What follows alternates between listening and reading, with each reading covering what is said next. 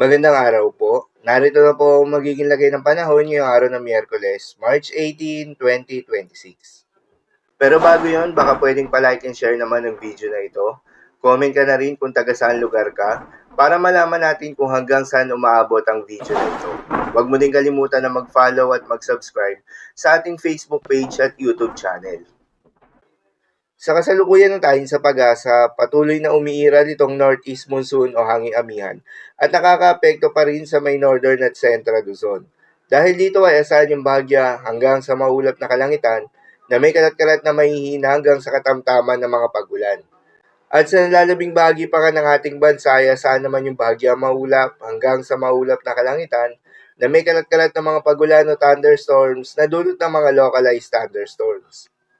Magandang balita naman dahil ayon sa pag-asa ay wala tayong binabantayan na low pressure area o bagyo sa loob o malapit sa Philippine Area of Responsibility na maring makaapekto sa ating bansa. Subalit maging handa pa rin tayo dahil base sa monthly tropical cyclone forecast ng pag-asa ay posibleng may pumasok o mabuo sa loob ng Philippine Area of Responsibility ngayong buwan ng Marso. At kung sakaling magkaroon nga ng bagyo, posibleng maglandfall ito sa may Caraga Region, Visayas at Mindanao o posible naman lumapit lang ito sa may Visayas at mag-recur papalayo na ng ating bansa. Para naman sa magigilagay ng panahon ngayong araw ng Miyerkules dahil nga sa epekto nitong northeast monsoon, asahan sa Batanes, Cagayan at Isabela ang maulap na kalangitan na may kasamang mahihinang pag-ulan. Habang sa Metro Manila, Cordillera Administrative Region, Central Luzon, Ilocos Region at nalalabing bahagi ng Cagayan Valley ay asahan naman yung bahagya maulap hanggang sa maulap na kalangitan na may kalat-kalat na mga mahihinang pag-ulan na dulot pa rin ng northeast monsoon. At sa nalalabing bahagi pa nga ng ating bansa ay asahan naman yung bahagya maulap hanggang sa maulap na kalangitan na may kalat-kalat na mga pag-ulan o thunderstorms na dulot ng mga localized thunderstorms. Posible ang mga pagbaha o pag-uho ng lupa during severe thunderstorms. Madalas, nabobo ang mga thunderstorms na ito tuwing hapon o gabi na nagtatagal ng 1 hanggang 2 oras.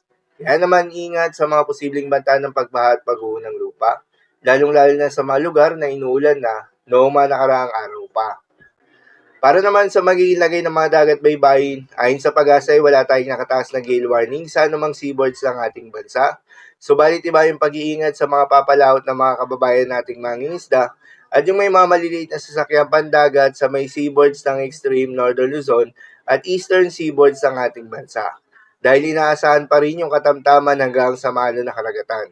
Habang banayad hanggang sa katamtaman ng mga pag-alon naman sa nalalabing seaboards ng ating bansa. So yun lang po para sa lagay ng panahon ngayong araw ng Miyerkules. Keep safe everyone.